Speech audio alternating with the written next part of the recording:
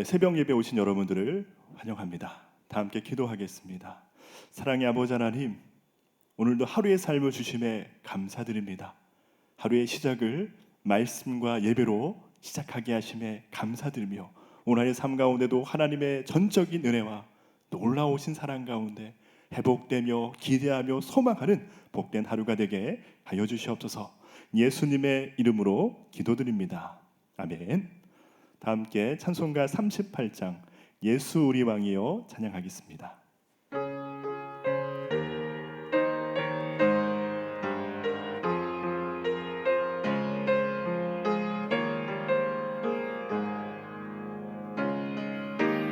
예수 우리 왕이여 이곳에 오셔서 우리가 함께 드리는 영광을 받아 주소서. 우리는 주님의 백성, 주님은 우리 왕이라. 왕이신 예수님 오셔서 자정하사 다스리소서. 예수 우리 주시여 이곳에 오셔서 우리가 주께 드리는 찬양을 받아 주소서.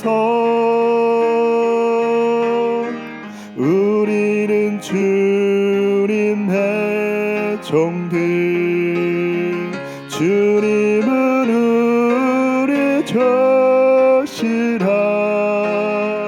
주 대신 예수님 오셔서 이 찬양을 받아 주소서.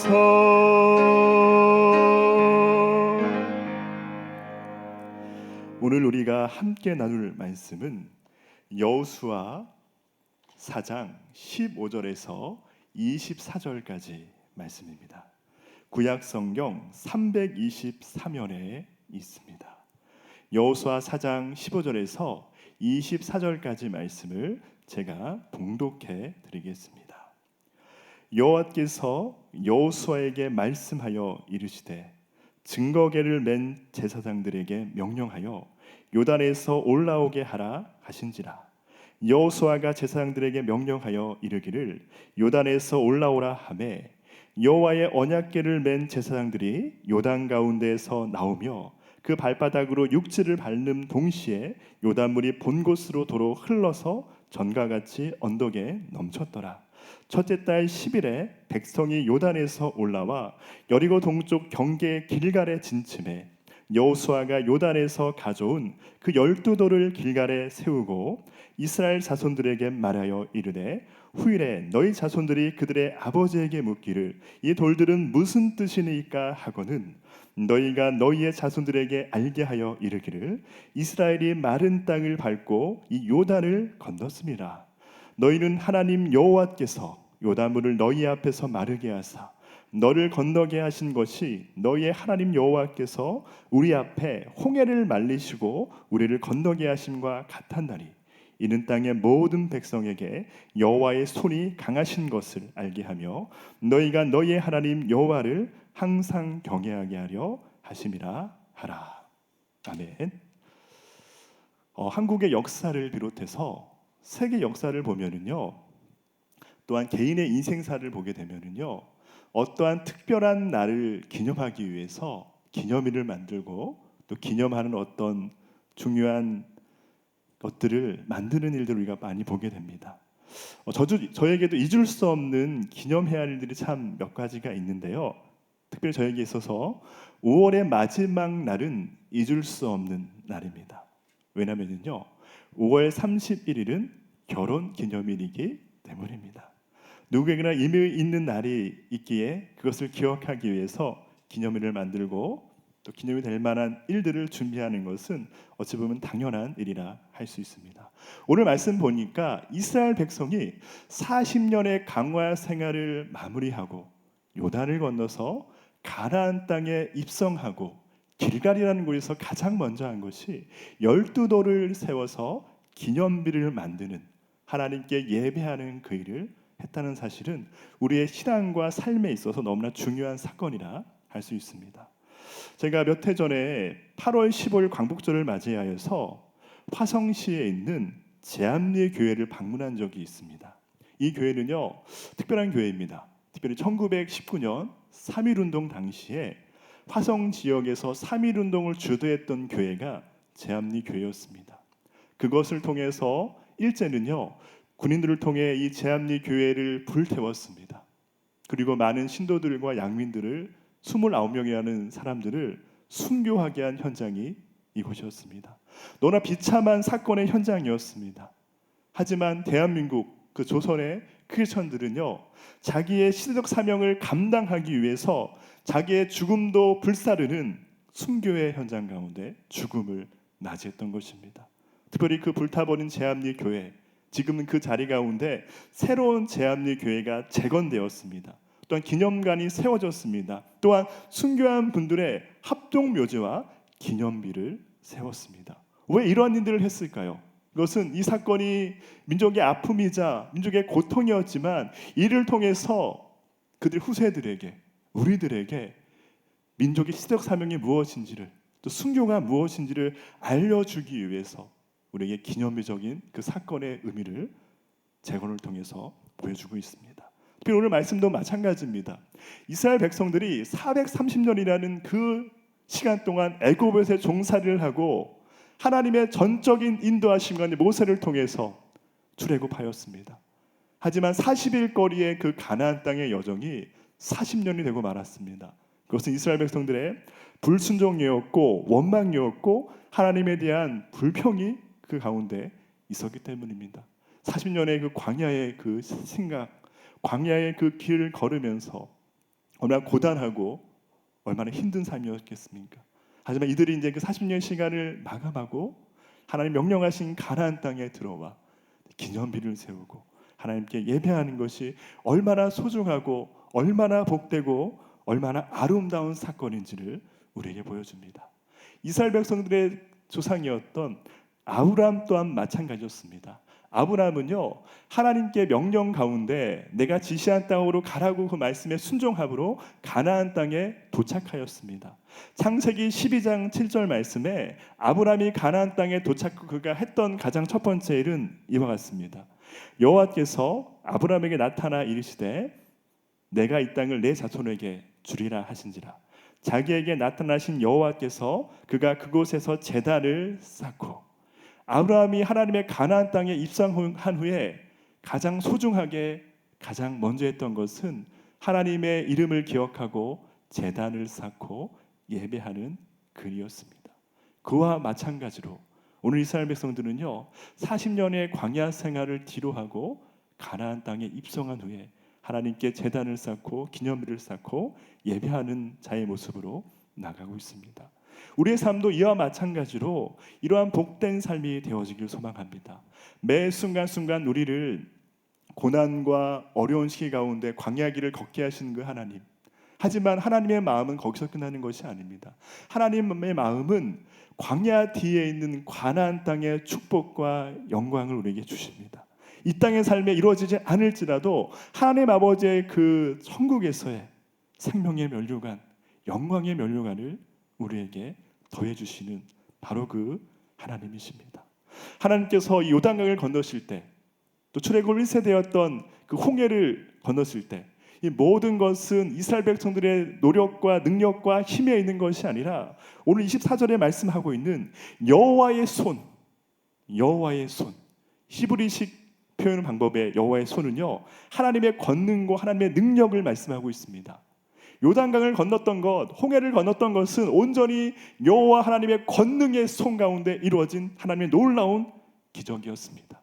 기적을 통해서 이스라엘 백성을 몰아가시고 인도하시고 가나안 땅에 도착하게 하셨습니다. 이 시대를 바라볼 때 우리의 삶의 문제들, 내부적으로나 외부적으로 나타난 여러 가지 갈등과 어려움들이 있지만, 광야 같은 일들이 있지만, 그곳에서도 여전히 하나님은 역사하시고 우리와 함께 하시는 바로 그 하나님이십니다. 그 하나님을 바라보고 하나님의 은혜 가운데 서며 그 은혜 가운데 기쁨의 인생의 여정, 신앙의 여정을 나아가시는 우리 성도님들의 그 삶이 되어주기를 간절히 소망합니다. 특별히 오늘 마지막 24절 말씀을 같이 한번 보도록 하겠습니다.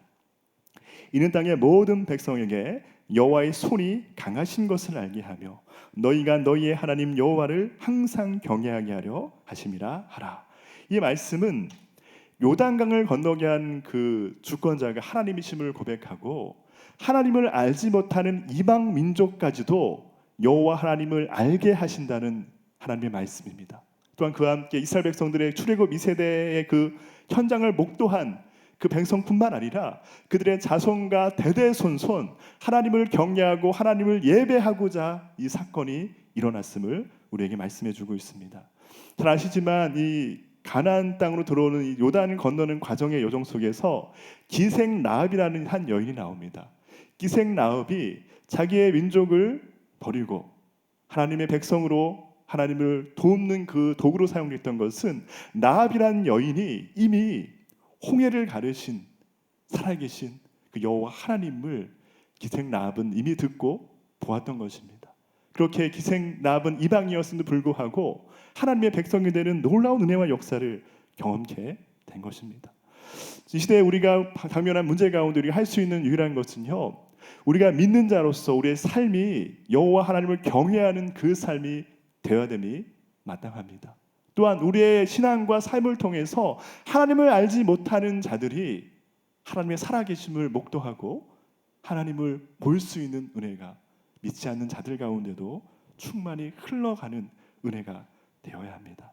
하지만 안타깝게도 우리가 살아가는 이 삶을 보면은요, 12돌의 하나님의 영광의 기념비를 세우는 그 일보다는 사무엘상 15장에 사울 왕이 자기를 위한 기념비를 세웠듯이 자기의 욕심과 야망의 기념비를 세우고자 하는 일환되어 있는 그런 삶의 모습들이 너무나 많다는 겁니다. 정치계, 문화계, 세계 모든 영역을 넘어서 한국 교회 가운데도 그런 안타까운 모습들이 알게 모르게 일어나는 것이 안타까운 현실입니다. 믿지 않는 자들이 그것을 볼 때 어떻게 될까요? 여호와 하나님을 경외하고 하나님의 살아가심의 놀라운 기적을 바라볼 수 있는 일이 되겠습니까? 그렇게 우리에게 중요한 것은 우리 자신의 기념비를 내려놓고 12돌을 세웠던 이스라엘 백성들의 그 간절함처럼 하나님의 이름, 하나님의 영광을 위한 그 삶을 살아가는 것이 우리의 삶이 되어야 합니다. 우리의 삶과 믿음과 신앙의 은혜들을 통해서 세상에 믿지 않는 이방인들이 여호와 하나님의 영광을 바라보게 하시고 또 하나님께 인도되어지는 역사와 은혜가 나를 통하여서, 우리를 통하여서, 안디옥 교회를 통하여서, 한국 교회를 통하여서, 세계 모든 열방의 교회를 통해서 성도들의 삶 가운데 이루어지고 성취되고 실현되어지는 놀라운 은혜가 우리의 삶 가운데 일어나기를 소망합니다. 그렇게 우리의 하나님은 영원토록 살아계신 하나님이십니다. 우리의 예배와 경외를 받으시기에 합당한 분이십니다. 오늘 하루의 삶 가운데도 영광의 그 하나님을 바라보시고 그 하나님의 놀라운 은혜와 소망 가운데 나아가시는 복된 하루의 삶이 되어지기를 간절히 소망합니다. 제가 말씀 놓고 제가 기도하겠습니다. 사랑의 아버지 하나님, 오늘 가나안의 입성의 여정을 보면서 하나님이 고난 중에도 긍휼을 잃지 아니하시는 하나님이심을 다시 한번 묵상하며 소망케 됩니다.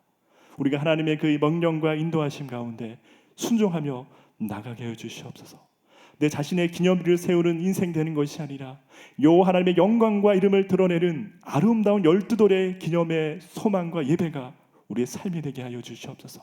우리 삶의 영광과 기쁨과 소망 가운데 믿지 않는 이방, 믿지 않는 사람들이 하나님을 보게 하여 주시옵시고 하나님께 돌아올 수 있는 축복과 은혜를 그들의 심령 가운데도 충만히 넘치게 하여 주시옵소서.